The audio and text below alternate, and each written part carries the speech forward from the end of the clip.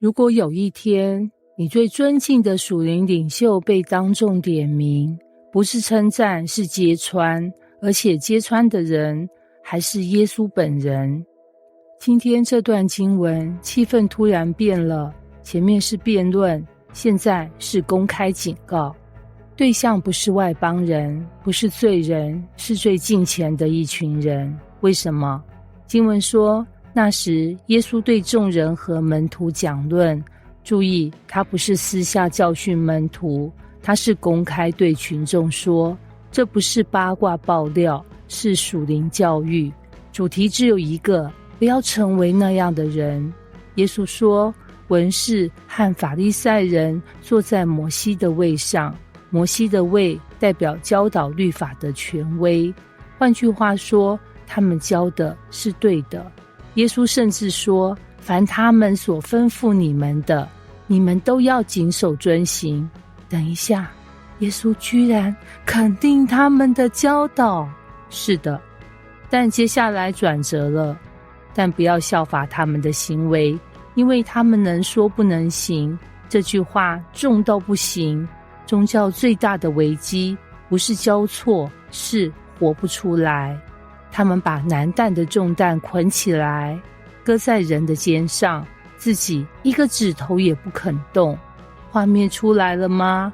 规条堆到天花板，要求高到爆表，但自己例外条款很多，这是典型的属灵双标。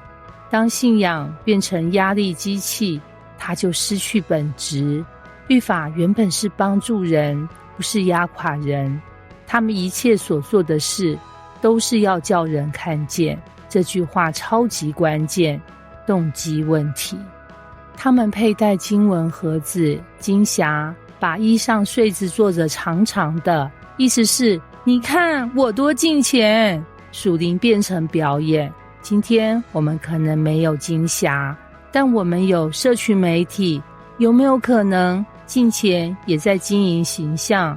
喜爱筵席上的首位，会堂里的高位，又喜爱人在街市上问他安，称呼他拉比，翻成现代语言，要 VIP 席，要专属称号，要被认出来。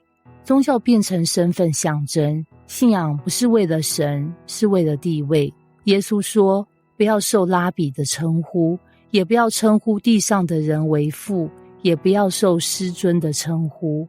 这不是禁止称呼本身，而是打破属灵阶级迷思。因为只有一位是你们的夫子，只有一位是你们的父，只有一位是你们的师尊，就是基督。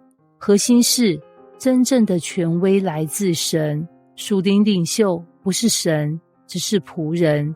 然后耶稣说出整段高潮，你们中间谁为大，谁就要做你们的用人。凡自高的必降为卑，自卑的必升为高。这是天国的颠倒逻辑。世界说往上爬，耶稣说往下服侍。世界说抬高自己，耶稣说降低自己。真正的属灵高度用谦卑衡量。法利赛人原本是敬虔运动，强调守律法，分别为圣。问题不是起点，是后来变质。当外在形式取代内在生命，敬虔就变成戏服。这段经文其实是预告，后面整章会更严厉，但1到12节是基础，不要假冒。这段经文最可怕的地方是，它不是对外人说的，是对宗教圈说的。我们可能参与很多侍奉，熟悉很多经文，会说很多属灵语言，但如果动机是被看见，就偏了。真正的敬虔是神看见就够了。耶稣不是反对领袖，他反对虚伪。他不是否定权威，他否定自我抬高。重点不是你有没有地位，而是你是否愿意服侍。宗教最危险的地方，不是错误教义，是正确话语配上错误生命。耶稣今天提醒我们，不要只会说，要去行，不要追求高位，要成为仆人，因为在天国里，真正被升高的人是那些甘心降卑的人。也许这段经文最震撼的地方不是批判，而是邀请我们从表演者成为真门徒。